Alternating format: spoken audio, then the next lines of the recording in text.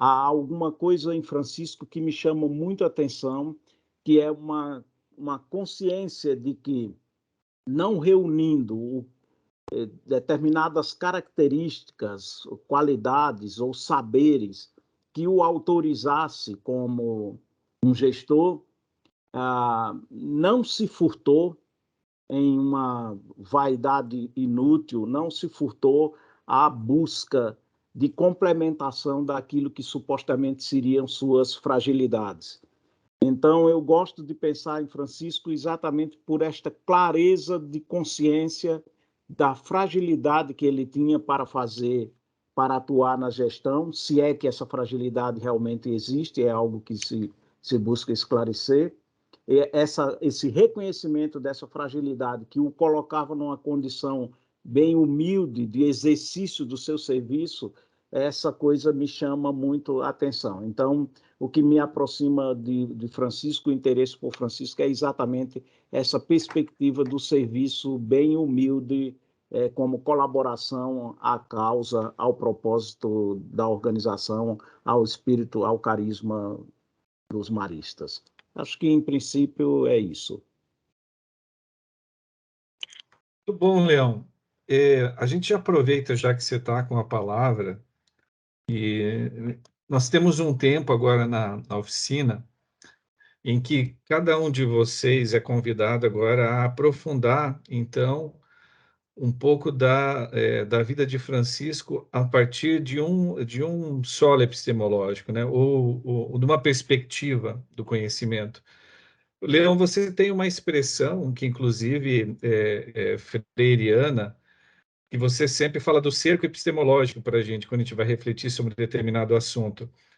Antes de você começar a sua apresentação, você não gostaria de abordar um pouco essa expressão, esse conceito, para a gente entender um pouco, no geral, o que isso significa? E depois me parece que isso tem a ver com a sua metodologia de trabalho também, a maneira como você vai apresentar Francisco Gestor para a gente.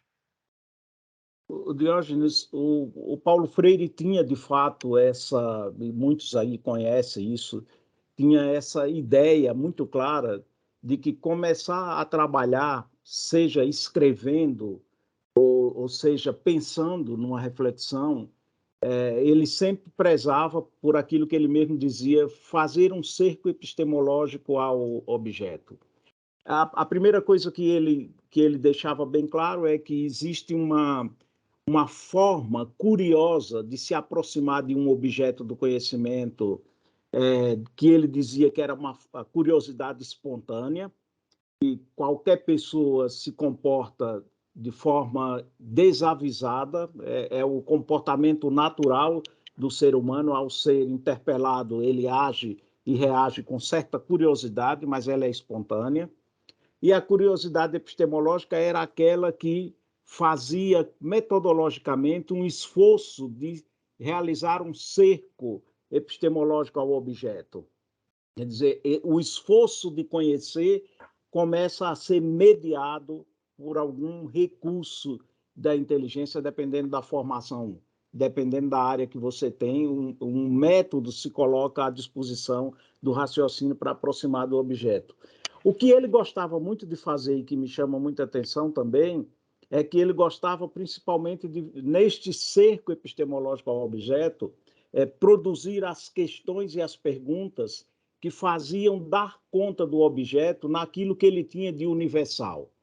Então, para dar um exemplo, se você pegar a prática educativa, o Paulo Freire diria, a prática educativa ela tem o cerco epistemológico ao objeto, prática educativa, tem algumas facetas que são absolutamente universais. Quer dizer, em qualquer lugar há que se passar por isso. Como, por exemplo, toda prática educativa tem um sujeito que aprende e um sujeito que ensina. Toda prática educativa tem um sujeito que aprende, um sujeito que ensina e um conteúdo, que é o objeto da curiosidade de ambos. Muitas vezes o objeto da curiosidade espontânea, do aluno e até do professor, mas que deveria ser, pelo menos do professor, objeto da curiosidade epistemológica, quer dizer, da curiosidade que se faz método de investigação do objeto. Mas toda prática educativa tem essa relação entre esses dois sujeitos e um objeto e algumas dimensões. Toda prática educativa tem uma dimensão ética, com que finalidade se aprende? Tem uma dimensão estética, como é que a pessoa humana melhora, como é que ela se embeleza e como é que ela embeleza o mundo à medida que se educa. Tem uma dimensão política, que é a que serve o conhecimento, o ato de aprender. Por exemplo, só para ilustrar, onde quer que se possa refletir sobre a prática educativa, esses elementos necessariamente precisarão aparecer. Ao aparecerem, mostra o caráter universal desses elementos. Então, independentemente do contexto cultural, o cerco ao objeto, o cerco epistemológico, dá conta de pincelar quais são as dimensões inevitáveis que qualquer curioso, qualquer curiosidade epistemológica dá conta de falar sobre isso e se ocupa disso. Então, eu não vou conseguir fazer isso que você pede agora com o Francisco por uma incompetência natural. Eu não sou pesquisador estudioso de Francisco, mas vou fazer um esforço de pincelar mais ou menos aquilo que move a minha curiosidade em torno desse objeto. Todos nós, de alguma maneira, temos um tipo de curiosidade epistemológica sobre o objeto, irmão Francisco. Aqui, objeto no sentido de que ele é o alvo daquilo que nós gostaríamos de conhecer, gostaríamos de aprofundar. Na conversa em que Ângelo estava tendo com o próprio irmão Staum, e em uma conversa anterior também que a gente tem gravada, sempre Staum, como um grande estudioso de Francisco e também postulador do Instituto, né, inclusive investigou e aprofundou muito da causa do irmão Francisco, ele sempre dizia para nós: olha, eu não tinha pensado a partir dessa perspectiva, então o que você me disse me instiga a pensar de uma maneira diferente. Então gera uma pergunta e gera uma nova abordagem, gera um novo interesse em Francisco. Que também os participantes da oficina tragam perguntas a partir dessa perspectiva que é pessoal de cada um, né? Como é que eu interpreto isso? Como é que eu vejo isso em Francisco? E o que vocês veem como especialistas? Então, Leão, eu vou abrir para você já a palavra, já que você estava conversando com a gente agora. Você tem uma apresentação em PowerPoint, você gostaria de começar já? Ok, Diógenes? Ok, está aparecendo, Leão. Ok, então eu vou pedindo ao Ângelo para passar os slides com calma. Essa perspectiva que eu queria mostrar, a forma como eu me aproximo dessa questão do irmão Francisco, e gostaria de pedir muito mais a contribuição no sentido menos de perguntas, porque eu não sei como ensinar sobre isso, não detenho conhecimento suficiente para isso, mas como contribuição, no sentido de que eu possa entender melhor, após essa oficina, um pouco esta característica do irmão Francisco e esta forma de se aproximar. Eu queria avisar os meus colegas que, como eu, são aprendizes da temática, que eu procurei me aproximar com um olhar de gestor. Então, eu tirei todos os outros filtros, modo de dizer, e tentei ver do ponto de vista de um gestor que está ocupado nesse momento de uma função e como é que ele pensa a partir da perspectiva que ele tem de trabalho de gestão, como é que ele aprende com aquilo que ele lê e com aquilo que ele escuta das pessoas que estão investigando, conhecendo o que é o objeto do seu interesse, da sua curiosidade. Então, a primeira coisa é que eu tenho absoluta convicção de que o irmão Francisco é uma fonte poderosa de inspiração para a gestão e para a liderança, especialmente para a forma como os maristas definem liderança, liderança servidora e profética. Ele é uma fonte significativa de inspiração por tudo que eu tenho podido acompanhar. Por favor, Ângelo. A, Essa perspectiva é a perspectiva de um olhar da gestão e da liderança, é um sobrevoo, não é um aprofundamento, isso é a forma como eu vou me aproximando. Eu gosto de pensar que este homem era considerado pelo próprio fundador o seu braço direito. Eu reputo a isso uma importância muito grande, porque no processo de gestão e de liderança nos dias atuais, Lealdade é uma das características que aparece como mais forte e desejável no relacionamento, sobretudo de uma liderança que se pretende servidora, profética ou humilde, como a gente pode ver mais à frente. Gosto dessa ideia de que ele esteve um longo tempo, não sei se precisamente 13 anos, 14, 15, mas um longo tempo de preparação convivendo, quer dizer, gosto dessa sensação da experiência daquilo que o mercado chama de mentoria, dessa mentoria antecipada, porque ela não era uma mentoria em serviço, mas uma mentoria antecipada desse tempo em que Francisco convive sob a orientação do padre Champagnat e pode, com ele, aprender o que Francisco julga ser essencial na condução do Instituto na sequência do mandato do irmão, na sucessão do padre Champagnat. E também gosto de pensar que 20 anos de mandato ensina. Esta é uma coisa que a gente tem que pensar sobre Francisco importante, lembra da categoria da inconclusão, da incompletude do ser humano? O ser humano é incompleto por natureza, o ser humano é inconcluso por natureza.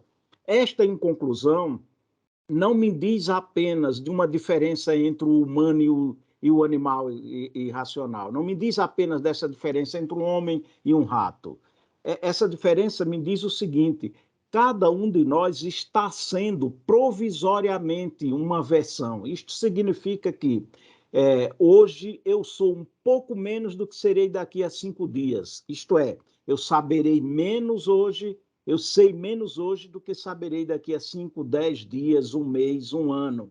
Ou, em outras palavras, eu serei uma pessoa humana provavelmente melhor e um gestor provavelmente mais experiente daqui a um ano, daqui a 2 anos.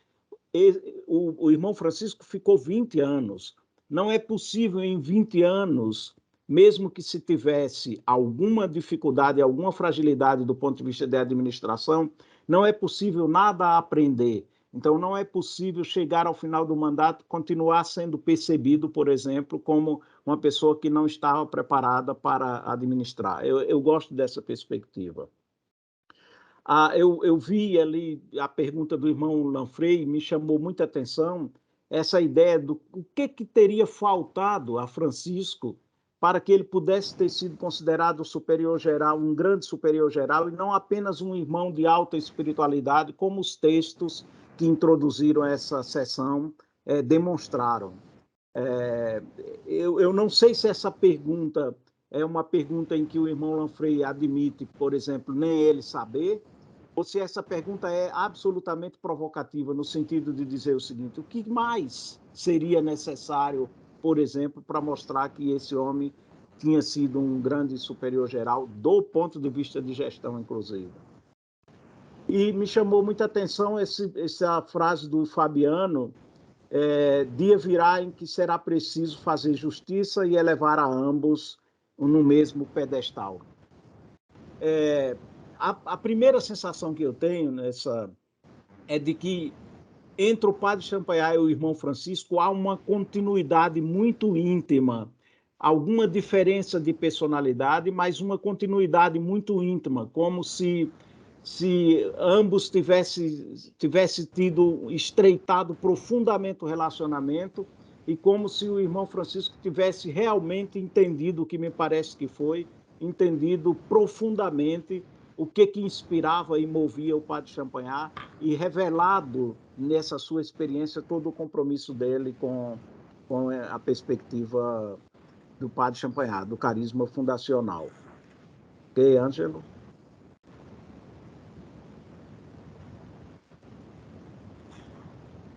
Bom, então o que eu fiz pensando como gestor? Então não estranhem isso, porque tudo o que eu fiz, todo mundo aqui sabe, e sabe muito mais do que eu. Mas esse exercício, os gestores gostam da matriz SWOT. É uma das ferramentas mais admiradas pelos gestores. Eu fiz um esforço de tentar a matriz SWOT do irmão Francisco. E vi, assim, a primeira grande força desse homem é a que se confirma por ser um homem de espiritualidade, um homem de muita oração. Um homem de oração que a gente observa que é uma característica presente quando a gente viu os superiores gerais ao longo do tempo. A gente viu a ênfase que a oração tem na vida dos maristas, expressa pelos superiores gerais, mas por tantos outros irmãos, a gente tem consciência de que a oração tem um lugar importante na construção da liderança e do serviço marista, e este é um homem de oração e tinha na oração uma grande força. A fidelidade ao espírito do fundador está absolutamente comprovada. A gente sabe que é uma garantia que o irmão Francisco apresenta para os primeiros momentos e a primeira expansão do Instituto, logo após o padre Champagnat. A disposição para servir desse homem, que é impressionante, ao ponto de algum relator dizer ele tocava e se aproximava das pessoas e fazia as pessoas se elevarem pelo simples fato de estarem com ele. Essa disposição para servir do irmão Francisco, que a gente vai ver até o final, com a renúncia, por exemplo, que é o fato que mais me chama a atenção do ponto de vista do serviço, e o voto democrático dos irmãos no processo eleitoral, o desejo dos irmãos que o elegem superior. Eu acho que isso compunha a força do irmão Francisco para o mandato de forma mais simples, podendo dizer. O que provavelmente me chamava a atenção como fraqueza, se eu conseguir perceber corretamente. Acho que os problemas de saúde que ele tinha eram um ponto que mostrava um pouco sua fraqueza para o mandato, e que talvez ajudasse ele a ter uma consciência de limite. O fato dele não ser um sacerdote e, ao mesmo tempo, não ser o superior geral, acho que isso, de certa forma, apontava um pouco para um enfraquecimento do seu mandato, da sua autoridade, seja nele mesmo, possivelmente, seja percebido especialmente por aqueles que não acreditavam muito na sua capacidade de liderar o Instituto. Saber-se não preparado para as tarefas administrativas, a impressão que eu fui ficando é que ele tem consciência, não apenas dessa leitura que outras pessoas fazem dele, mas que ele tem consciência, humildemente ele tem consciência de certas fragilidades dele, e isso, de certa forma, enseja na pessoa um pensamento mais negativo e às vezes pode enfraquecer o próprio cidadão na tarefa que ele tem que realizar. Ele tinha, a oração certamente compensava essa sua sensação de fragilidade, mas muito provavelmente essa pudesse ser. Do ponto de vista da ameaça, quer dizer, daquilo do ambiente externo que poderia prejudicar ou desinstalar o irmão Francisco, a sua autoconfiança, essa desconfiança da sua capacidade de administrar, seja pelos padres maristas ou por Roma, muito provavelmente se constitui num fator de ameaça importante que poderia afetar sobremaneira o desempenho do irmão Francisco. O crescimento do Instituto, aumentando a complexidade da administração, quer dizer, ele está expandindo, o Instituto está expandindo no momento do seu mandato, e isto possivelmente aumenta a complexidade da administração e que faz o irmão Francisco pedir apoio dos capítulos para ampliar a mecânica de administração, e a resistência de Roma para reconhecer a congregação, que muito provavelmente contribui para enfraquecer, ao menos, a percepção do mandato da gestão do irmão Francisco, eu penso. Do ponto de vista de oportunidades, o fato dele ser considerado pelo próprio Champagnat o braço direito e de ser percebido assim pela maioria dos irmãos, acho que isso era para ele uma grande oportunidade, apesar de toda e qualquer fraqueza que pudesse ser observada. Fazer avançar a administração do estilo mais artesanal, mais doméstico, mais improvisador, para algo mais estruturado que ele estava perseguindo firmemente, eu acho que essa era uma grande oportunidade para o irmão Francisco. A consolidação do Instituto, que estava começando a expandir ali no seu mandato, era uma outra grande oportunidade de aprendizado para ele, e a ideia de uma gestão colegiada que parece que ele estava insistindo e pedindo essa colegiada. Aqui me chama a atenção um ponto interessante que mais adiante eu vou poder colocar, que é o papel que eu acho que cumpre o irmão Luiz Maria e irmão João Batista nessa colegiada no primeiro momento. Ângelo? Também os gestores gostam da lógica do de para. É bem simples, é uma forma de brincar sobre a mesa do gestor e mostrar, por exemplo, que o irmão Francisco leva o instituto de uma regra provisória para uma regra oficial, para a guia das escolas, e o Diógenes chamava a atenção numa conversa com o Ângelo, até onde eu percebi um pouco esse avanço em relação à influência dos laçalistas para as escolas, por exemplo. Isso acontece sob a orientação e o comando do irmão Francisco. Um pouco dessa clandestinidade, a autorização do Estado, ao menos na França, isso é uma coisa que os gestores gostam de perceber. Os números que são significativos, de 48 a 386, por ali, não sei exatamente, de 280 irmãos a 2.000 irmãos, a congregação que migra do direito diocesano para uma congregação de direito pontifício, que compatibilizava o Instituto com o desejo de Champagnat de que todas as dioceses do mundo estavam nos planos. Isto era possível com o reconhecimento, que foi acelerado, me parece, com a renúncia do irmão Francisco. Quer dizer, me parece que ele tem um papel decisivo importante ali, e um pouco o caráter mais pragmático do Marcelino Champagnat de ocupar-se mais da prática e da construção, e o caráter mais interessado em sistematização que o irmão Francisco tinha. Ângelo?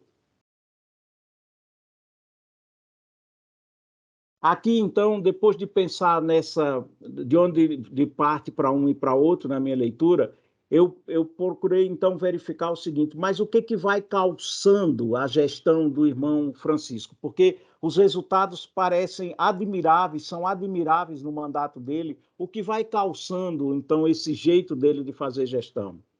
Eu escolhi como primeiro pilar essa dimensão da fé, e vejo quando ele diz: sem o espírito de fé não seremos bons cristãos, nem bons religiosos, nem bons professores. Quando ele faz esse alerta, essa admoestação, eu vejo que também sem o espírito da fé a gente não faz bons gestores, a gente não é bom gestor e a gente não é bom líder. Pelo menos no universo em que a gente atua, que você possa se considerar bom gestor e bom líder lá fora, tudo bem, mas no universo em que a gente atua, de província, de uma organização religiosa como a nossa, a ausência da fé tem uma implicação muito grande para os gestores, porque faz com que o gestor acredite numa sociedade marcada pela lógica do desempenho, da performance, do sucesso, faz com que o gestor acredite em sua própria força. E isso muitas vezes confunde e desvirtua o caráter de um gestor. E nesse aspecto eu gosto de pensar o irmão Francisco com esse alerta que ele faz, que serve para nós tanto na gestão quanto na liderança. No segundo pilar, no aspecto da gestão, o irmão Lanfrey ainda insiste que ele antecipou-se em preconizar uma equipe de direção ampliada com a liberação do superior-geral das tarefas administrativas. O que fosse por conta de fragilidades de saúde, que fosse por conta de fragilidades técnicas para dar conta da administração, isso para mim pouco importa. Do ponto de vista histórico, isso tem um valor, mas o que importa para mim é verificar que este cidadão está buscando se complementar, e muito provavelmente buscando se complementar naquilo que ele tem de fraqueza.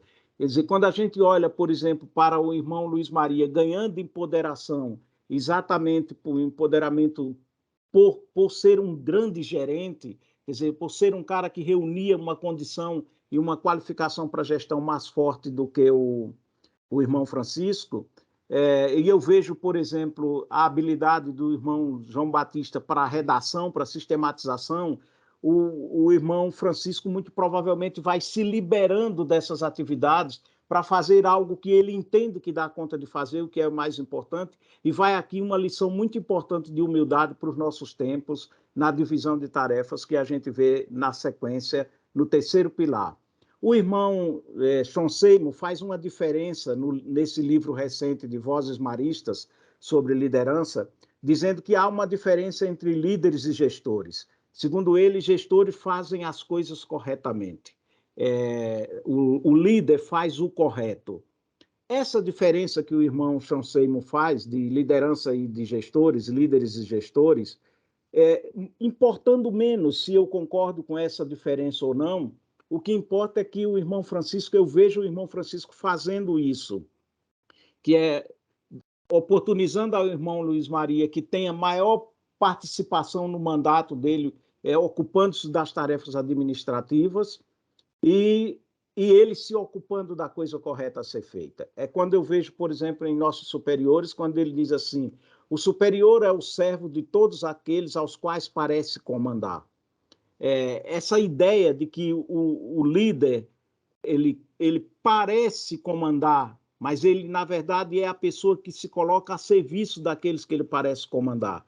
Um verdadeiro superior deve fazer aqueles trabalhos que ninguém mais pode fazer a não ser ele.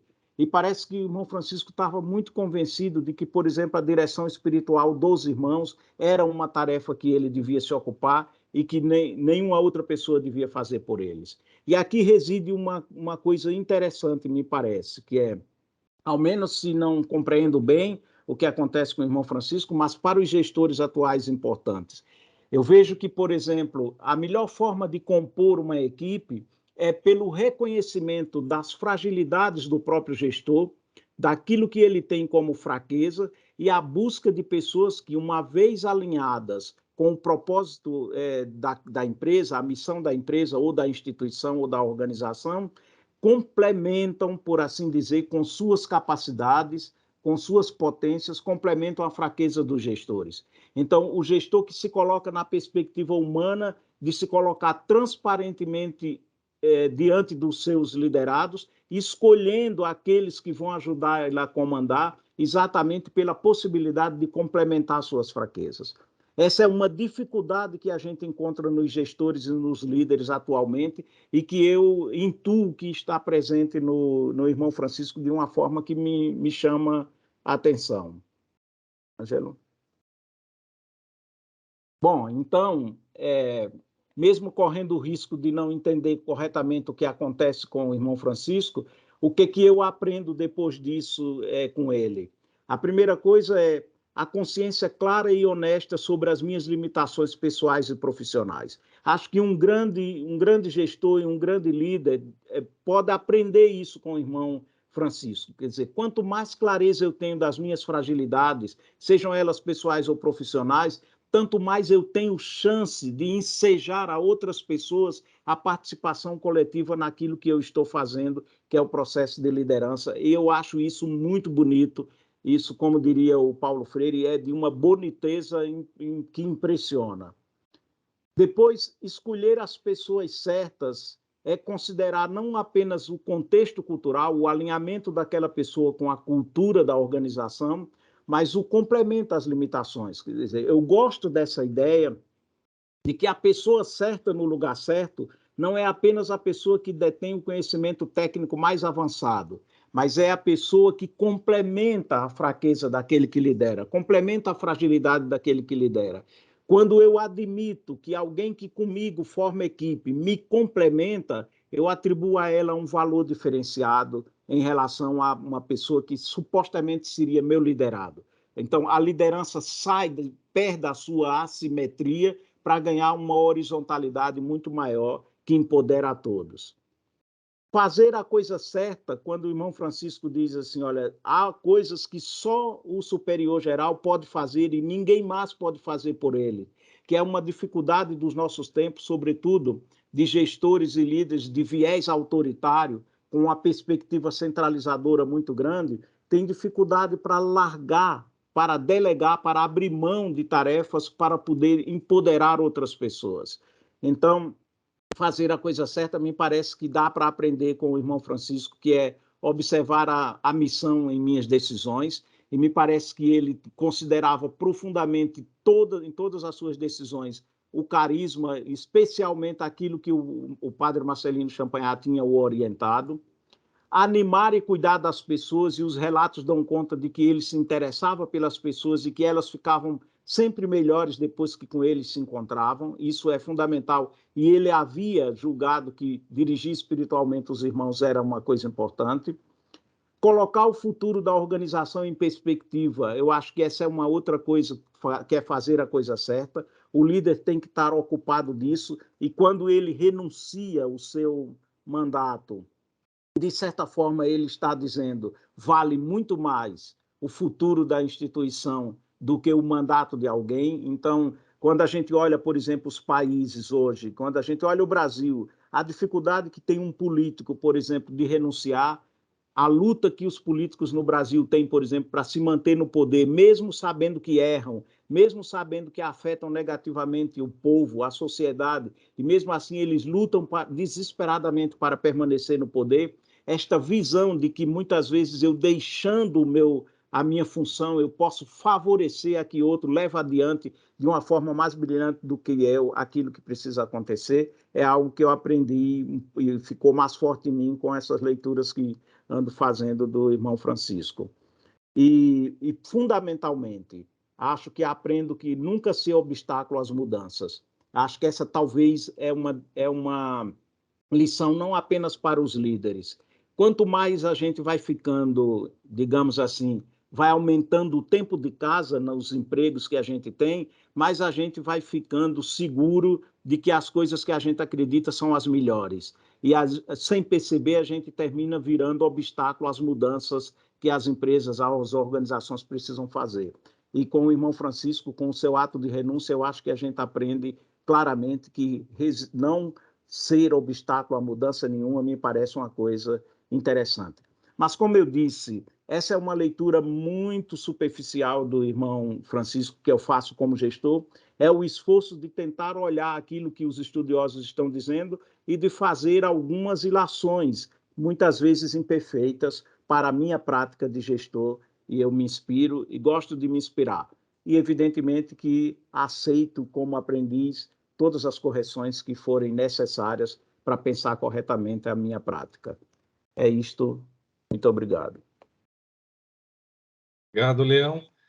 Eu tenho que discordar da ideia de que a contribuição que você trouxe é superficial. Eu achei incrível, porque o recurso que você utiliza para fazer a abordagem sobre Francisco está muito encarnada naquilo que é o cotidiano das pessoas que, de alguma maneira, desempenham algum cargo de gestão ou de liderança na instituição. Eu achei incrível, mas isso quem vai dizer depois é o pessoal que está por aí, a hora que a gente for trazer um pouco das perguntas.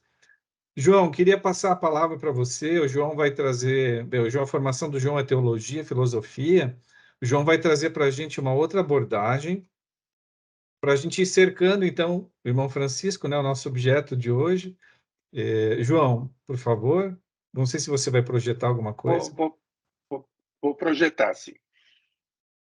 Estamos... Eu coloquei esse título para delimitar minha abordagem. Ontem o irmão Staun falou da necessidade de a gente fazer a exegese dos textos de Francisco, porque há uma riqueza grande ali e, de alguma forma, é o lugar onde a gente vai buscar as novidades dessa prática, inclusive a confirmação. Então, um desafio do que eu vou fazer agora é de um recorte. Eu quase poderia perguntar se os escritos, o caderno do Francisco, concordam com as observações, com as conclusões do Leão. Em princípio, eu já digo que sim, né? Mas acho que é uma coisa interessante a gente fazendo esse exercício. Eu fiz o seguinte: peguei o caderno 303, esse caderno mais ou menos vai de 1840 a 1849, com exceção da parte final, já vou falar disso. Ontem também o irmão Saum falava que os cadernos podem ser delimitados, de certa forma, pelos retiros, embora não todos os textos sejam de retiro, há uma profusão de textos, eles têm uma característica, os cadernos, de serem uma coletânea de textos, boa parte tirados das leituras do irmão Francisco sobre os mais diversos assuntos, com muita coisa de espiritualidade, mas também muita coisa sobre gestão e liderança, pelo menos uns 10% do que ele escreve tem a ver com isso. Isso não é pouco, a gente está considerando que isso quer dizer que há um interesse dele em buscar essas fontes. E esse material não é tão fácil de a gente manusear, ele não é igual uma carta que tem início, meio e fim, são às vezes textos jogados, então são mais chatos, de certa forma, mais difíceis de trabalhar, mas de uma riqueza muito grande, como vamos poder ver. Deixa eu ver. Vocês estão vendo aí uma página. O que o irmão Francisco fez é muito interessante isso, né? Ele foi escrevendo os cadernos e no período que ele se retirou, e é provável que tenha feito isso mesmo logo no início que se retirou, é minha hipótese, ele retoma todo esse material. Então, vocês imaginem, ele escreveu ao longo dos anos, de 30 anos pelo menos, ele retoma esse material e faz um índice temático desse material, dos vários temas que ele encontra. Então, ele revisita todo o material e escolhe temas que ele considera importantes. E anota as páginas para que fique como um material de constante uso, né? Se vocês observarem, é um exercício, eu sei que gasta um pouco mais de tempo, se vocês observarem aqui, nessa página, tem umas partes que estão escritas mais escuras, assim, né, como se fosse um negrito, um forçado. O que acontece aí? Ele escreveu esse caderno até 1849, depois passa para outro caderno, mas ao final sobram páginas, e ele completa essas páginas posterior à feitura do índice. E o que ele faz? Ele acrescenta essas páginas ao índice que já estava pronto. Por isso, esses acréscimos. Não só, se vocês observarem aqui, deixa eu pegar um... Não, cadê? Laser. Se vocês forem aqui, está escrito humildade, está mais escuro. Por quê? Porque ele aproveitou o espaço, porque embaixo já não cabia mais, então ele colocou uma nova linha para completar com os textos que ele acrescentou. Eu estou fazendo esse exercício, né, não é de interesse da gente normalmente, mas é para ver o trabalho que Francisco realiza e a importância desse material, porque é um material que ele trabalha a vida toda, então não é qualquer coisa para ele, não são anotações quaisquer. Segundo, quando ele faz o índice, ele põe temas que interessam a ele e vai anotar nesses temas o que ele considera importante para aquele tema. Então, é uma visão do irmão Francisco, já adulto, já depois que saiu, uma visão de toda a sua construção. É quase que uma síntese que nós temos aqui. Deixa eu sair daqui.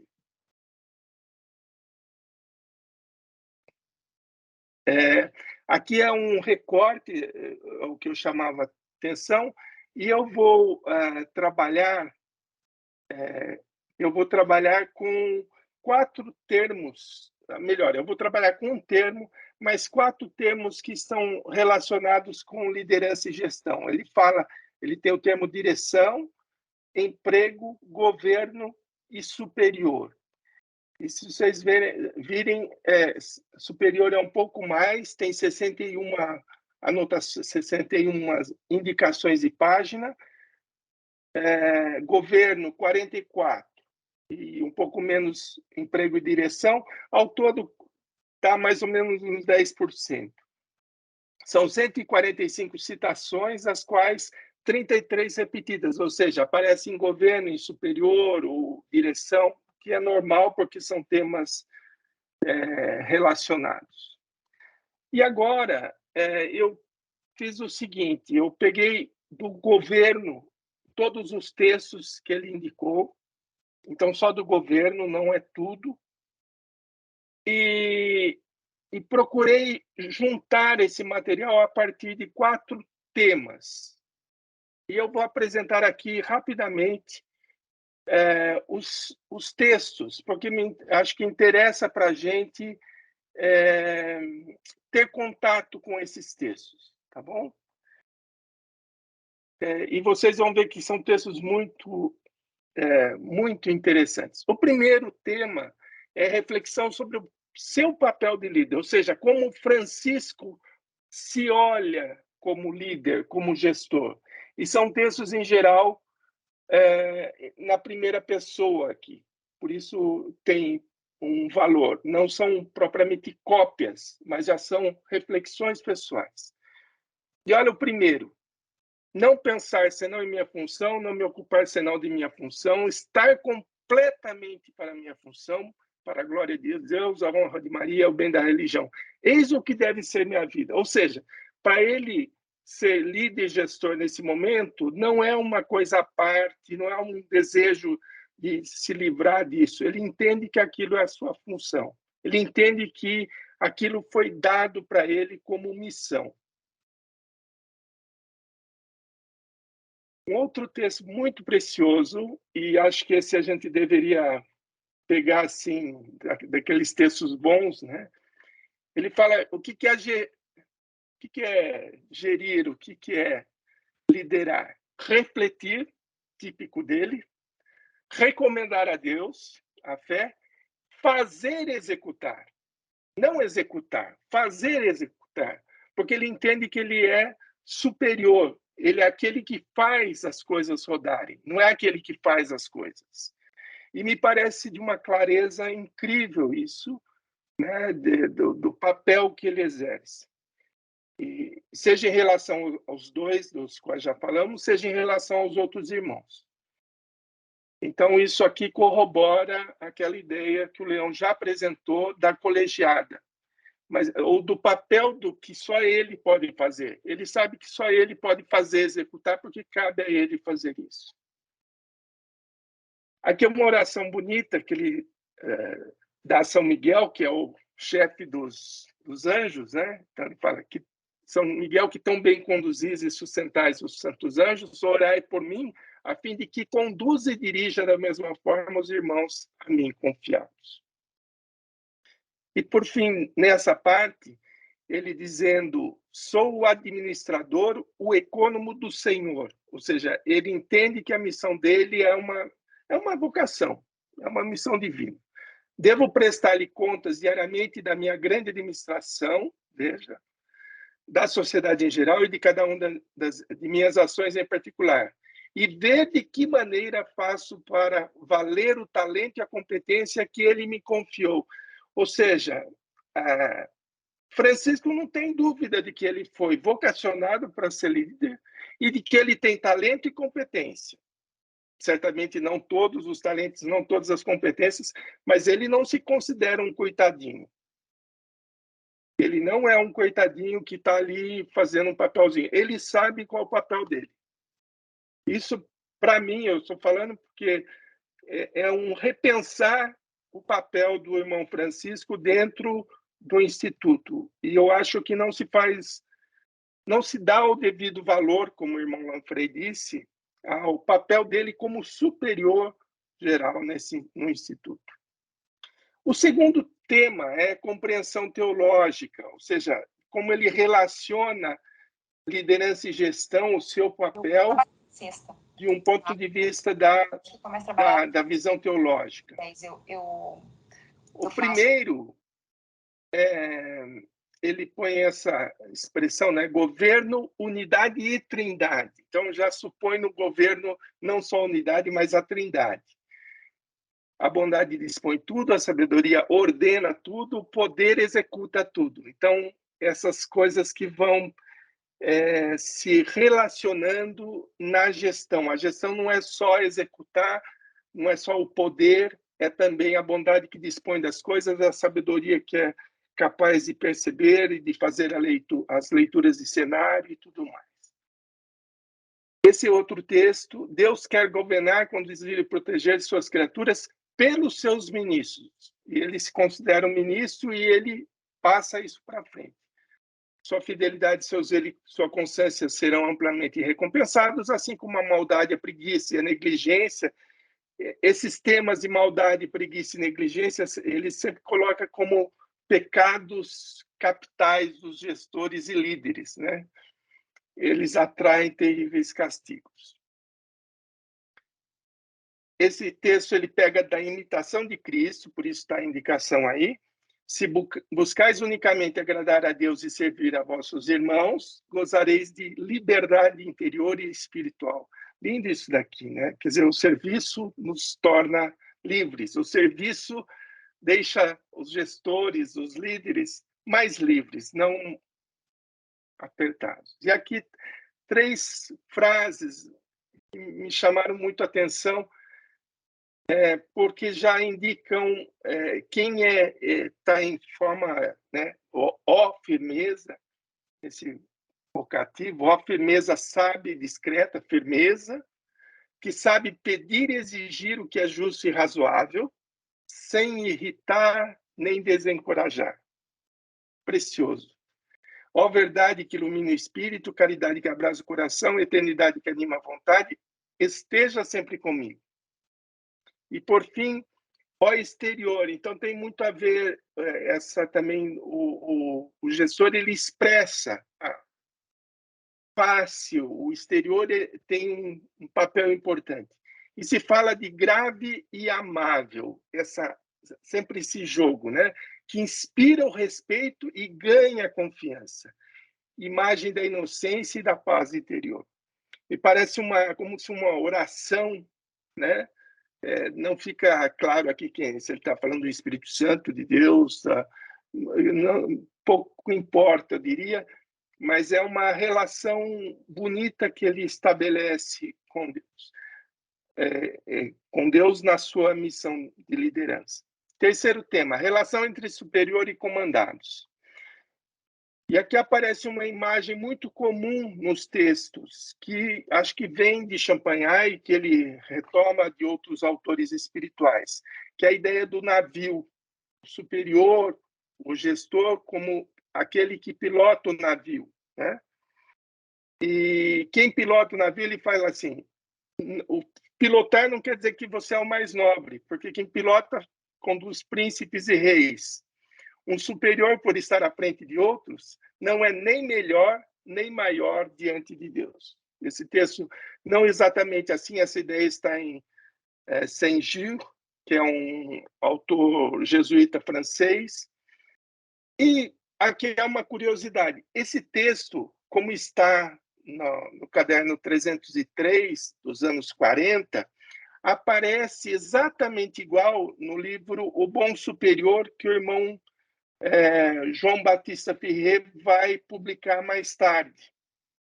A gente não sabe, né, qual é a relação, mas provavelmente João Batista utiliza, ou porque Francisco passou, ou por alguma razão, mas utiliza dessas anotações do irmão Francisco. Esse é um outro texto muito bonito, dizendo assim, quem governa tem que governar a todos, não só aqueles de quem ele gosta, né? Porque senão não dá certo. De novo aparece a imagem do navio. E é tirado desse texto O Melhor Governo, de um autor também jesuíta, Binet, muito interessante, que é a pergunta: qual é o melhor governo? Vamos dizer assim, o autoritário, duro, forte, ou aquele suave, bondoso? Qual é o melhor governo? Esse texto parece que exerce... Francisco copia muitas vezes esse texto. Para reforçar, esse é um texto... esse é um texto que ele anota depois que ele saiu do governo, mas que reforça aquela ideia que a gente já tem trazido. O superior deve estar ao corrente de tudo, sem querer ele mesmo fazer tudo. Ele toma essa frase do Vida do Padre Chanel, publicada por um padre marista, padre Bourdin, e está já no final, naquela parte que eu falei que ele fez anotações depois.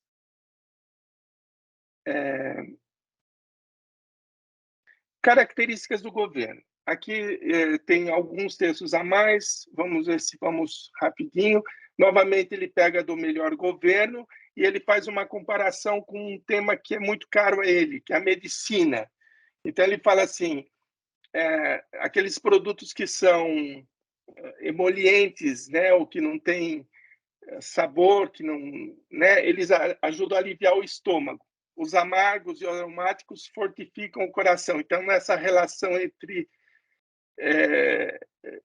ajudar ser tranquilo, ser calmo, mas ao mesmo tempo ser sério, ser grave, ser exigente. Né? É necessário temperar a severidade com a doçura, unir a rosa com o espinho para se ter um jeito de governar docemente eficaz e eficazmente doce.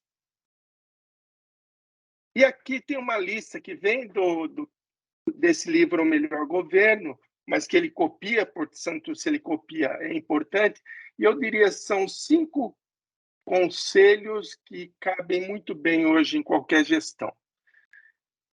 Não comandar precipitadamente, jamais, por acaso, por paixão, por confusão, agitação.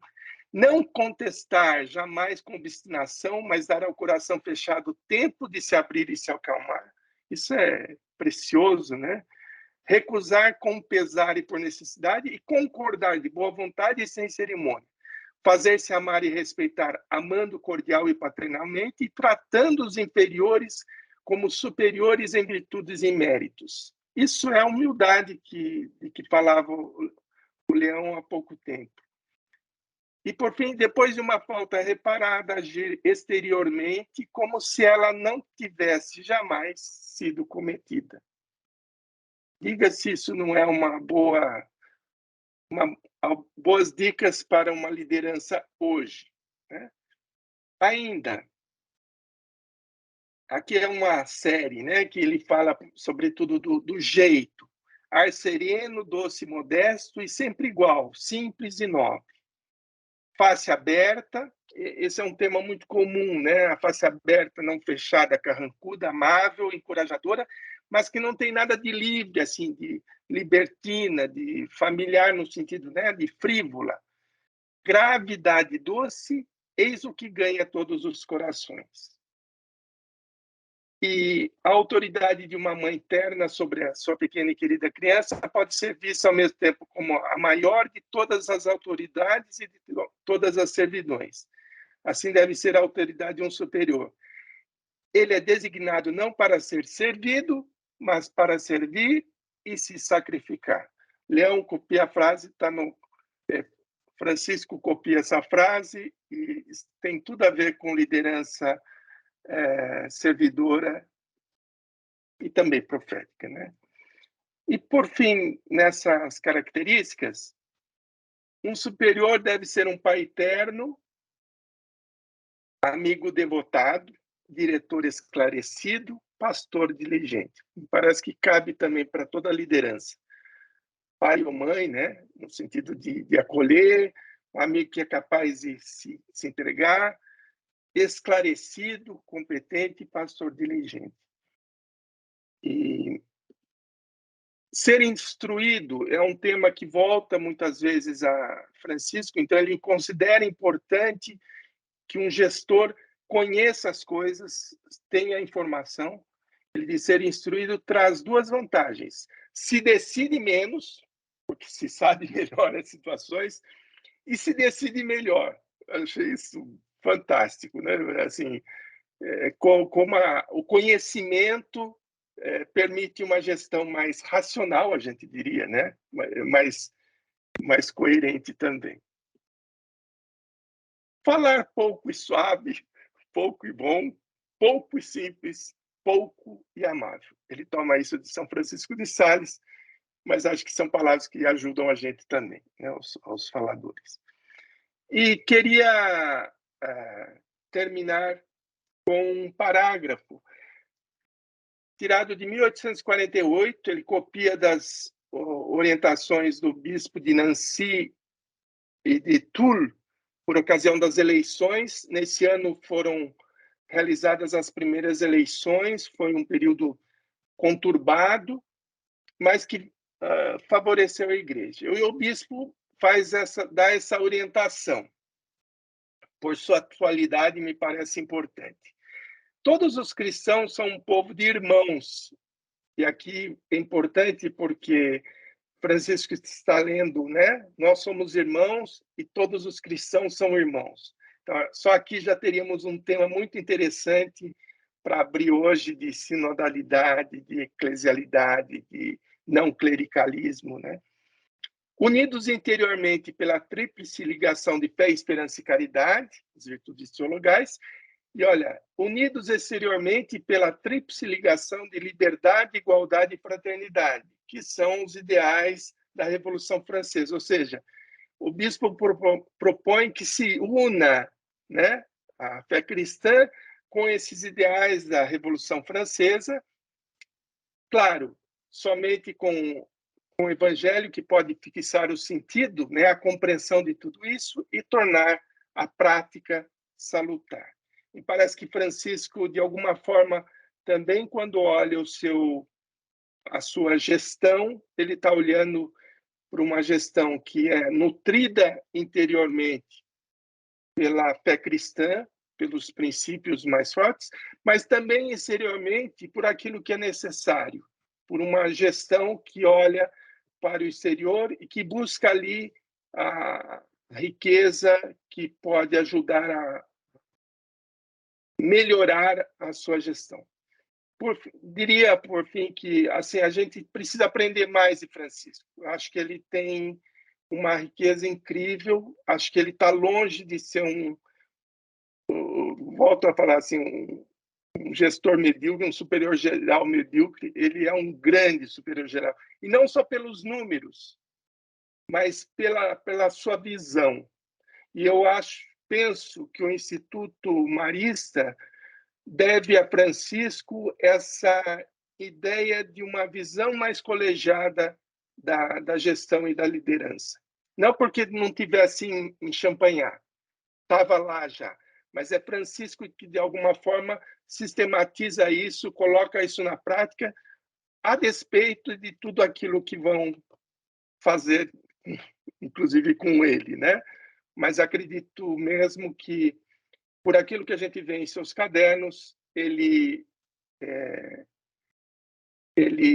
consegue ter uma liderança inspiradora para os nossos dias. Antes de mais nada, obrigado. Incrível a sua exposição e o quanto ela corrobora com essa percepção que o Leão diz que é intuitiva, mas não é, né? Que é o que o Leão traz para a gente. A condição de humildade de Francisco, a percepção da fragilidade dele dentro de uma função que ele ocupa na instituição é tão grande a ponto de Francisco se debruçar sobre a temática da gestão. Obviamente que ele vai buscar em autores jesuítas e autores que têm relação com a igreja, mas que não não estão desconectados do mundo e do que está acontecendo na época do ponto de vista de discussão filosófica. Eu não sou da área, sou da área da filosofia, não sou da área da teologia, nem da administração, Mas se a gente for ver, por exemplo, em Foucault, quando ele faz a história da governamentalidade, né? Então, a história do governo, né? E a grande parte do que ele faz, ele se ocupa de autores jesuítas e de autores e de teóricos franceses e ingleses. Ah, ele vai dizer assim que chega-se um momento em que se percebe que o governo não tem a ver com se manter no poder a todo custo, como no caso do príncipe de Maquiavel, né? Então você faz de tudo para se manter no poder, e poder é um título, de certa maneira, né? É uma glória. E governar não é conduzir coisas, governar é conduzir as pessoas em relação às coisas.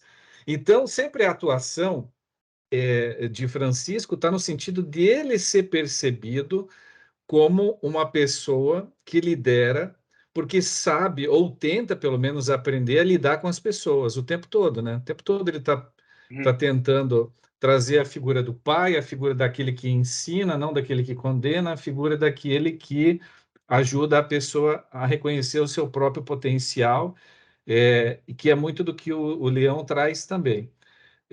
Isso que eu estou falando é uma especulação, mas eu queria agora ouvir o irmão Staum está conosco. Irmão, você tem alguma coisa a acrescentar nessa reflexão dos nossos dois amigos? Han sido dos intervenciones muy interesantes, y yo he disfrutado mucho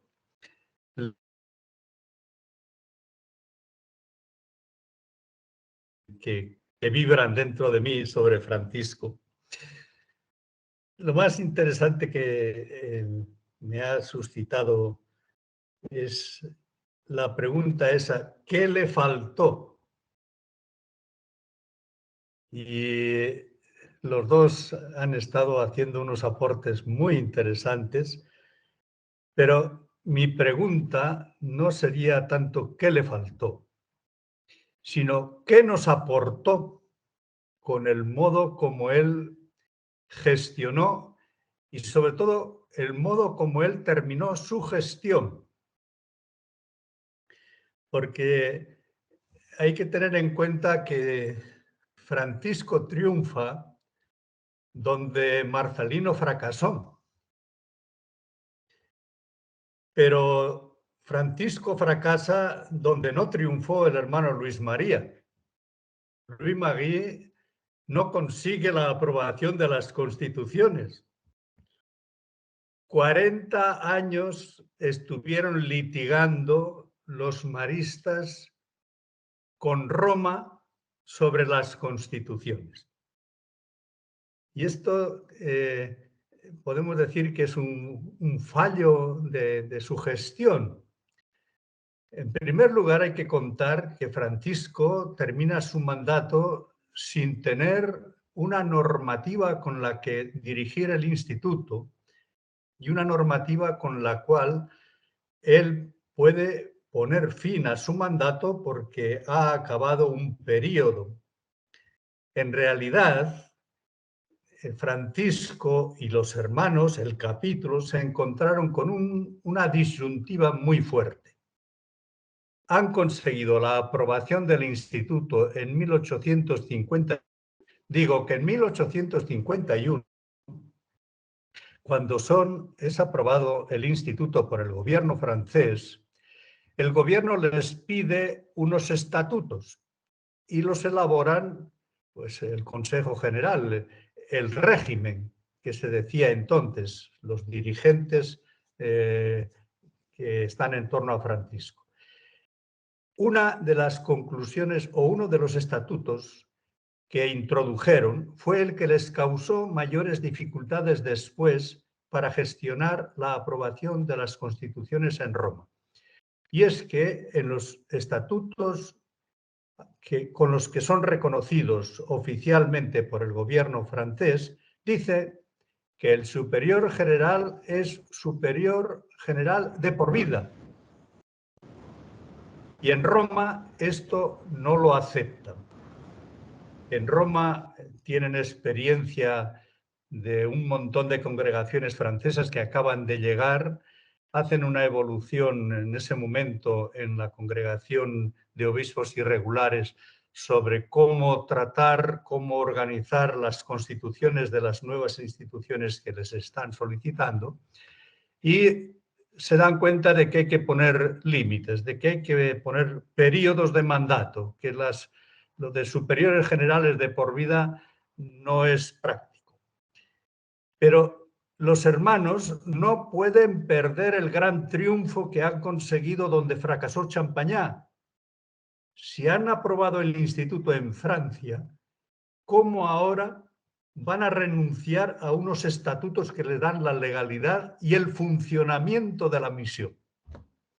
Esa fue una contradicción tremenda con la que batallaron durante 40 años. En Roma, el caso de la aprobación de los maristas es de estudio de escuela, es uno de los casos típicos que se estudian en la universidad, en el Código de Derecho Canónico, por la complejidad que se suscitó y por la intensidad con que querían mantenerse en sus convicciones.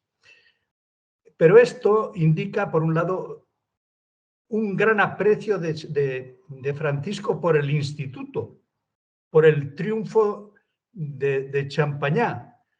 Él ha conseguido lo que Champagnat no consiguió. Pero por otro lado, hay que tener en cuenta cómo supo retirarse a tiempo, que este es una de las grandes enseñanzas para los directivos. Habéis subrayado perfectamente que hay que buscar las personas que te ayuden, que suplan las carencias del directivo, pero el directivo, yo me estaba preguntando, ¿tiene que triunfar siempre? Porque esta es una concepción del triunfo economicista, de eficiencia, de resultados, de conseguir.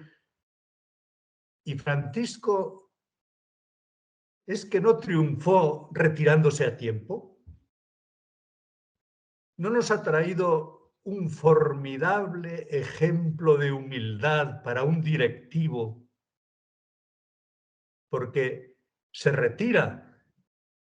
Nunca más contaron con él para puestos directivos, pero él nunca puso palos en las ruedas para impedir que el carro camine, sino todo lo contrario. Y por tanto, y la pregunta no es que tanto qué le faltó para ser un superior general, para ponerle unos titulares, sino qué nos aportó como superior general. En un momento es indicado que no fue sacerdote. Menos mal, porque tenemos un directivo que es hermano y que no se apega al cargo y que en el momento en que considera que es oportuno dejar paso a otro, se retira humildemente y continúa siendo hermano. Por tanto, es un ejemplo de humildad, de fraternidad. Francisco es un modelo. Esta es mi reação. Muchas gracias. Obrigado. Muito obrigado, irmão, pelas suas contribuições e pela pergunta, né? Será que precisamos triunfar, sempre triunfar do ponto de vista econômico, financeiro, do ponto de vista da ideia de sucesso, de excelência, talvez, né? Que são palavras muito comuns no nosso meio. Pessoal, abra a palavra agora, tá? A palavra é livre, só vai apontando a mãozinha lá e a gente vai organizando. Nós temos já uma série aqui de contribuições no nosso chat, mas se alguém quiser expor também, fique à vontade, tá? Maria do Carmo, por favor. Não, só queria... Boa tarde a todos, né? Ontem eu também fui impedida de participar por um motivo pessoal, acabei hoje comunicando, mas gostei muito da tarde de hoje, por enquanto, né? E me chama a atenção a questão da humildade, né? Realmente, aqui na província do Rio Grande do Sul, eu vejo isso dos irmãos, e a questão da lealdade, né? Porque quando a gente é um colaborador que faz uma tarefa bem feita e desempenha a atividade, se a gente tem bastante lealdade, eu vejo que existe confiança por parte do líder, do gestor, né? E do irmão. E isso são características do Instituto, assim, que eu me identifico, digamos assim, né? Que a questão da humildade dos irmãos, a questão da simplicidade.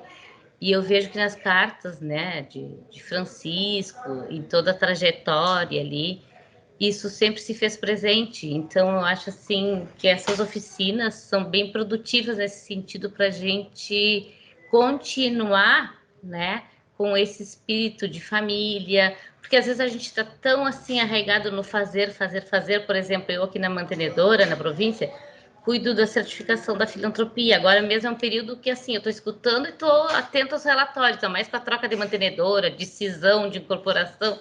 Então, eu estou aqui fazendo. E, ao mesmo tempo, eu disse como é importante esse tipo de oficina. E, às vezes, a gente deixa de lado, né? Então, eu até queria aproveitar o momento, assim, para parabenizar, porque eu fiz o PEN, aí depois parei um bom tempo de fazer alguma atualização, daí veio a pandemia, a gente ficou muito distante. Então, acho que essa imersão é bem produtiva, assim. E agradeço a oportunidade por estar participando. Muito obrigado, Maria, pela contribuição. Vamos lá, Francis Vasconcelos, por favor. Oi, boa tarde, gente. Primeiramente, queria agradecer aos irmãos aí pela partilha de contribuição, principalmente assim para mim que estou chegando e estou no processo formativo ainda. Mas é muito interessante enxergar o quanto o irmão Francisco agrega outros irmãos nesse processo. Ele não centraliza nele mesmo a gestão, não fica fixo só nele, né? Ele abre espaço e mediante as limitações dele, né? E é interessante também que ele faz uma ligação muito forte entre a contribuição dele para o Instituto. Ele visa, me parece-me que ele tem uma visão futurista de melhorias e coisas boas para a província, para o Instituto, né? Ele tem esse olhar ampliado, né? Mas ele não foge à realidade, que é o que sustenta o trabalho de gestor dele, e também como irmão, a oração e a fé, né? Ele unifica tudo isso e ele dá essa grande contribuição para o Instituto de forma fantástica. Desde já, muito obrigado a todos. Elas são pequenas colocações. Obrigado por tudo aí. Vamos caminhando juntos, tá bom, gente? Valeu mesmo.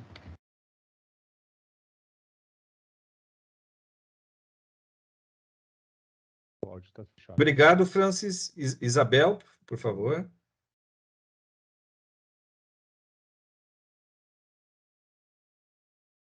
Está mudo, Isabel.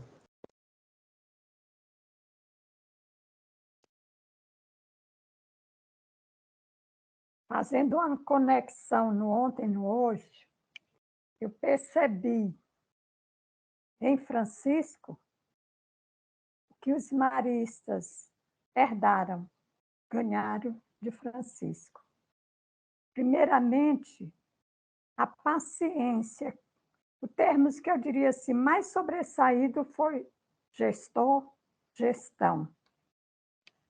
E nessa imagem que os maristas, desde sempre, têm de paternidade, nós começamos com Francisco, com o entregar-se como menino se entrega ao melhor e ao mais terno dos pais.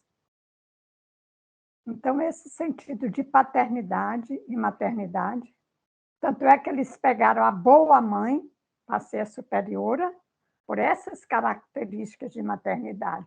Então, eu fiquei assim, gestão, vem gestar, gestação. Vamos olhar uma mulher em período de gestação. O que mais tem ali é paciência, é fazer a tempo o certo, a coisa certa, corretamente.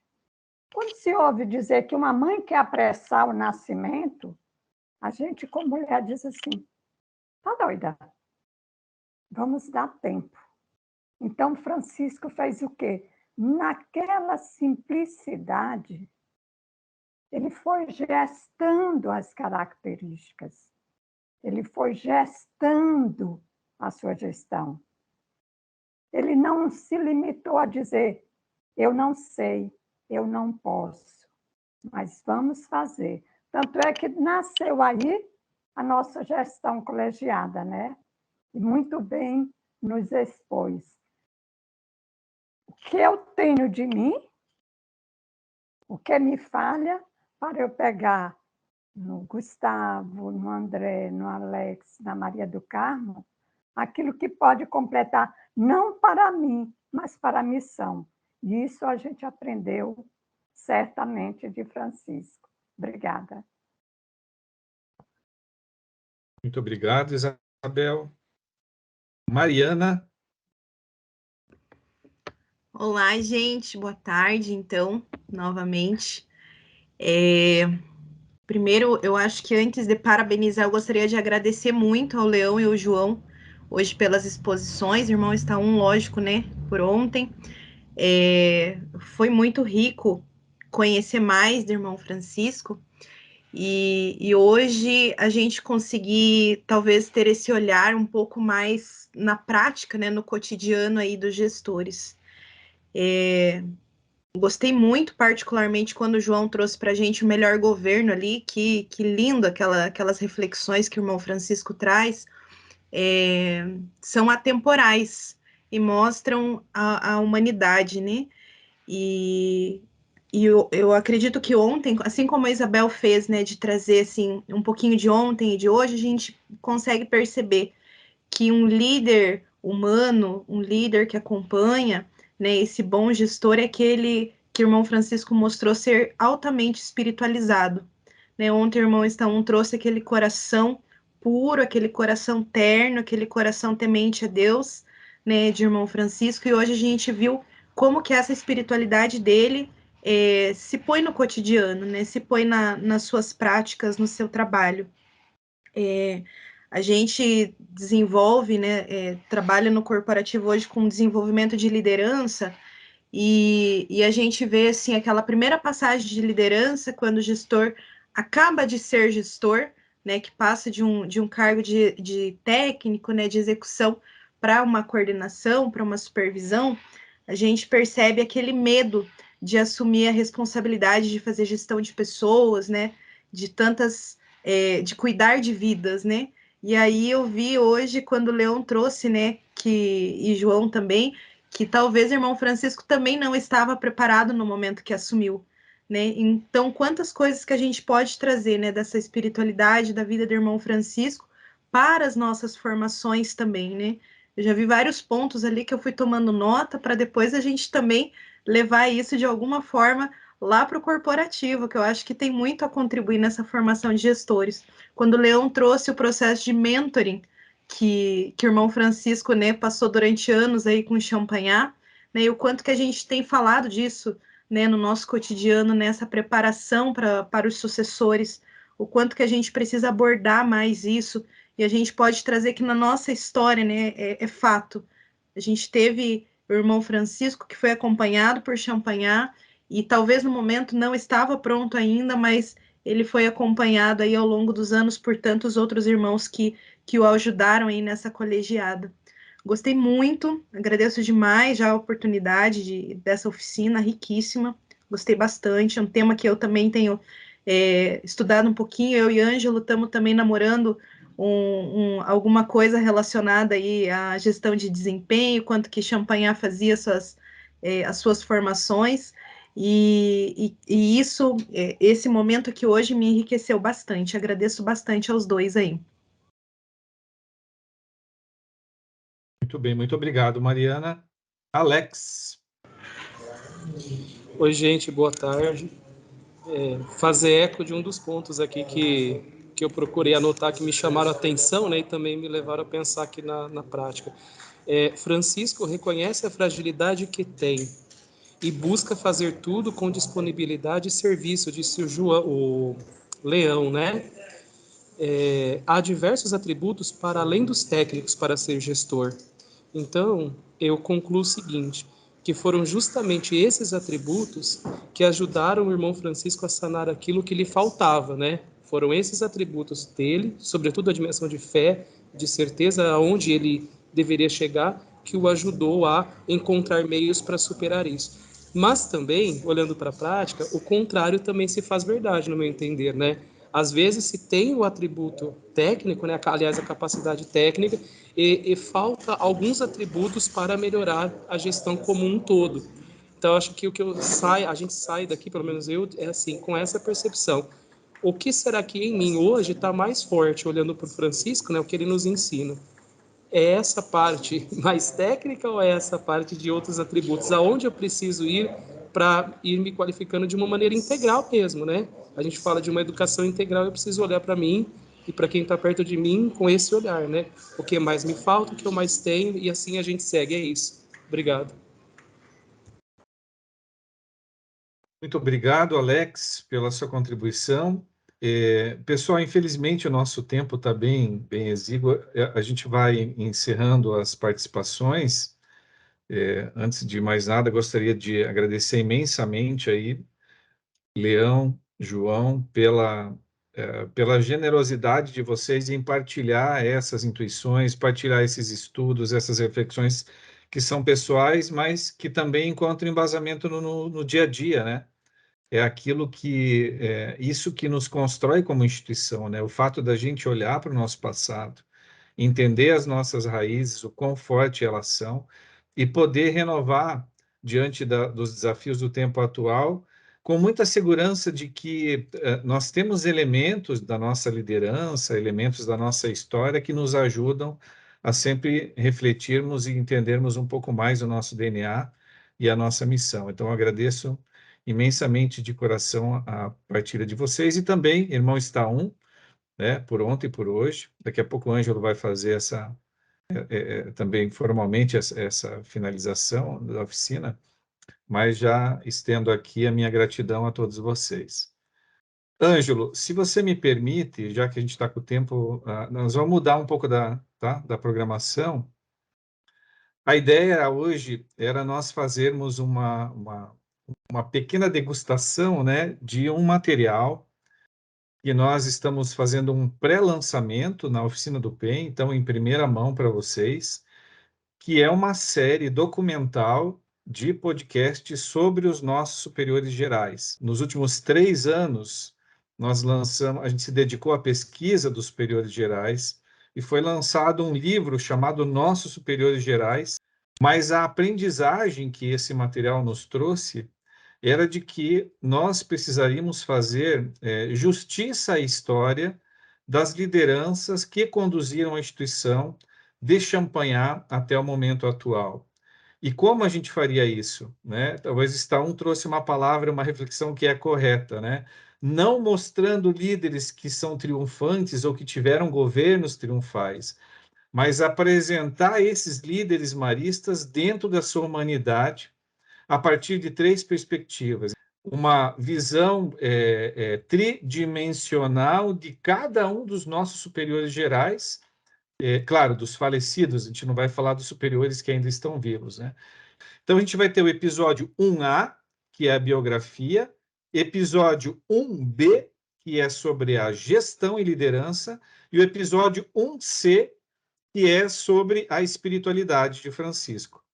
Trago aqui umas fotos, né, das pessoas que participaram do projeto, muitos convidados, não somente entrevistados, mas também pessoas que cederam a sua voz, emprestaram um pouco de seu talento para que esse material fosse possível.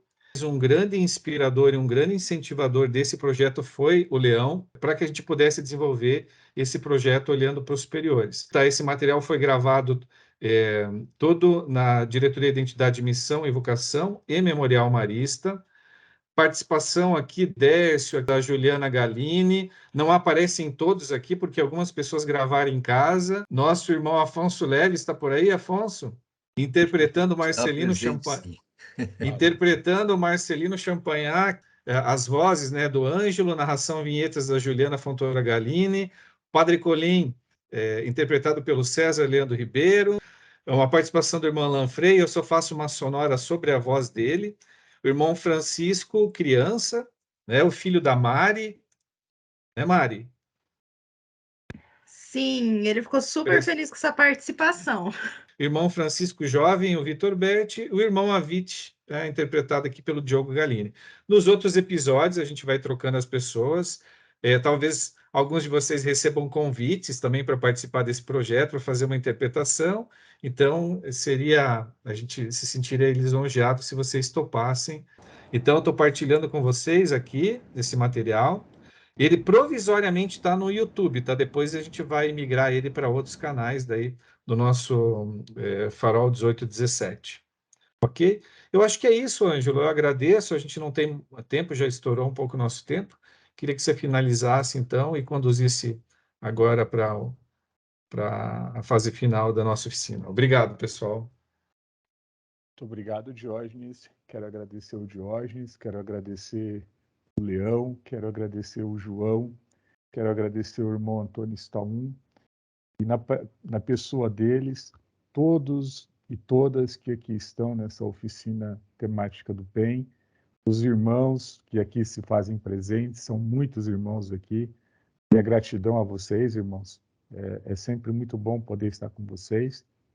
A nossa gratidão aos amigos das outras províncias, das províncias irmãs, né? Desculpa. E a gente está caminhando, então, para o final. Vamos enviar por e-mail a avaliação. A avaliação ela é um instrumento importante para a gente sempre melhorar o produto, né? Que a gente oferece com carinho, com muito amor a todos vocês. Então, se vocês puderem participar dessas avaliações, para nós é muito importante. Eu deixei no chat também, é possível vocês fazerem por aí, mas também vou enviar por e-mail. E dizer que a nossa próxima oficina do PEN tem uma temática muito importante também, que é a regra de vida dos irmãos maristas. Então, a gente vai trabalhar esse tema desde uma perspectiva da espiritualidade do coração, e essa próxima oficina, logo vocês vão ficar sabendo, nós iremos compartilhar. Então, mais uma vez, gratidão a todos vocês, um bom final de tarde, e mais uma vez, muito, muito obrigado pela participação. Deus abençoe, um abraço a todos. Aqueles que quiserem abrir os microfones, deixar uma mensagem aí para os irmãos, para os amigos, esse é o momento. Um abraço, fiquem com Deus. Gente, muitíssimo obrigado por tudo. Um abraço para todo mundo. Vamos juntos. Obrigado. E parabéns. Obrigado. Boa tarde. Muito bom, obrigada. Até logo. Abraço, gente. Obrigada. Tchau, Raquel. Obrigado, gente. Tchau, Francis. Tchau, Jean. Tchau, Obrigado, gente. pessoal. Muito obrigada, hein? Tchau. Nada, imagina. Uma alegria aí tê-los conosco. Muito obrigado, viu, gente? Mais uma vez. Um abraço. Um abraço. Tchau, parabéns. Um abraço. Não está um. Obrigado. Um abraço. Hasta a próxima. Boa noite. Antônio. Boa noite, boa noite. Oh, Antônio, os Antônios ainda somos fortes na união. Três Antônios. O chefe do Ramalho. Prazer em ver-te, os salvações. Valeu. Um abraço. Tchau, tchau. Muito bem.